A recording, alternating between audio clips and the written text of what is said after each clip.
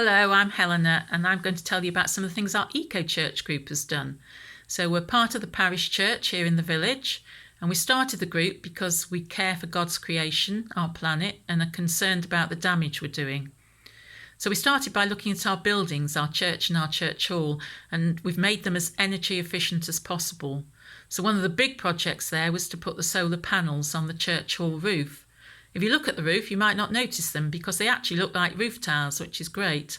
But it does mean that we're using the power of the sun to generate and store electricity, and we've already seen reduction in our energy bills.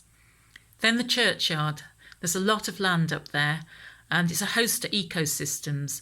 So we're trying to make it as friendly as possible to wildlife, plants, and to increase biodiversity. So we've got nesting boxes. We've made bug hotels, we've got a wildlife area, and we're going to change our mowing regime so that parts of our churchyard will become wildflower meadows. Then climate justice. So we work with or support an organisation called Tier Fund, and they help people in the most vulnerable countries who've already seen the impacts of climate change. So as well as fundraising and prayer, we've lobbied our government and our MPs to ask them to deliver on the promises they made to help those countries to adapt to climate change. Then lifestyle, so our church's lifestyle and our own individual lifestyles. We've done litter picking. We only use fair trade products at church, and we only use eco-friendly cleaning products. We've promoted things like ethical banking with our congregation to ask them to look at who they bank with, make sure they're not investing in fossil fuels.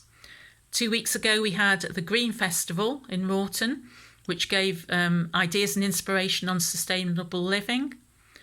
And then our latest project, if you look in the church hall car park, you'll see some cattle troughs, and that is going to be a rain garden.